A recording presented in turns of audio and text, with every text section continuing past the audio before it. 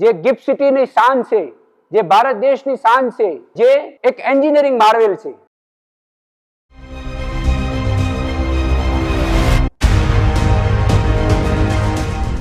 નમસ્તે friends, built India મેગેઝિનના pillar of economy શોમાં આપનું સ્વાગત છે ને હું છું પ્રહલાદ પ્રજાપતિ. આજે અમે ગિફ્ટ સિટીમાં આવ્યા છીએ અને ગિફ્ટ સિટીનો આખો વિગતવાર અહેવાલ તૈયાર કરી રહ્યા છીએ. ગિફ્ટ સિટી એટલે કે ગ્લોબલ સિટીની અંદર નિર્માણ પામેલી યુટિલિટી ટનલ, જે ભારત દેશની પ્રથમ ટનલ છે, એને આપણે એ વિગતવાર સમજવા માટે આજે યુટિલિટી ટનલની અંદર અમે જઈ રહ્યા છીએ.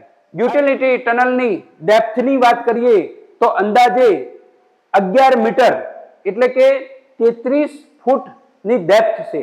યુટિલિટી ટનલની અંદર પ્રવેશ કર્યો છે. અમે તમને બતાવીએ આ યુટિલિટી ટનલ, જે ભારત દેશની એન્જિનિયરિંગ માર્વેલ યુટિલિટી ટનલ છે. તમે જુઓ, અમારા કેમેરામેનને વિનંતી કે આખી યુટિલિટી ટનલ બતાવો.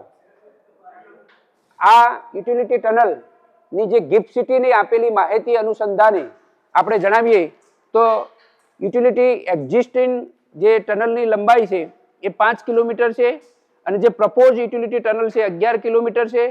ટોટલ યુટિલિટી ટનલની લંબાઈ એ 16 કિલોમીટર છે. હવે આ યુટિલિટી ટનલની અંદર શું શું સમાવેશ કરવામાં આવે છે? યુટિલિટી ટનલની અંદર આપને જણાવીએ કે જો અલગ અલગ છે, એમાં ચિલ્ડ વોટર છે, પછી સોલિડ વેસ્ટ છે, પછી સિટી ફાયરની એક પાઇપલાઇન છે, પછી પોર્ટેબલ વોટર છે અને ઉપર જે ફાઈબર કેબલ જે કહેવાય એ છે. એટલે ટોટલી આટલી બધી પાઇપલાઇન્સ આ યુટિલિટી ટનલની અંદરથી પાસ થઈ રહી છે. હવે આ યુટિલિટી ટનલની અંદર મુખ્ય બે ભાગ છે. એક ભાગ છે વેટ અને એક ભાગ છે ડ્રાય.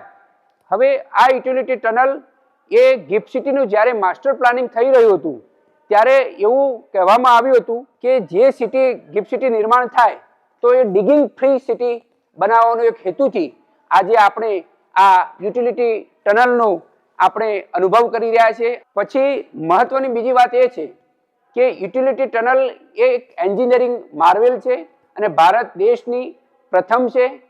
અને આ યુટિલિટી ટનલ જોઈ અને ઘણા બધાને થતું હશે કે આવી અમદાવાદ સહિત ભારત દેશના તમામ શહેરોમાં આવી યુટિલિટી ટનલ બનવી જોઈએ.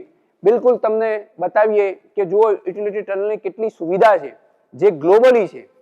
હવે જો ભારત દેશમાં આ યુટિલિટી ટનલનું ઉદાહરણ લઈ અને ભારત દેશના તમામ રાજ્યોની અંદર જે મોટા શહેરો છે એ શહેરોમાં જો આવી યુટિલિટી ટનલ બનાવવામાં આવે તો કોઈ પણ પ્રકારની જે ઉપયોગિતાઓ છે, જેવું કે ફાઈબર લાઈન છે, પીવાના પાણીની લાઈન છે, સોલિડ વેસ્ટ મેનેજમેન્ટની પાઇપલાઇન છે, આવી તમામ લાઈનોનું જે આપણે વારંવાર ખોદકામ કરવું પડે છે તે ના કરવું પડે.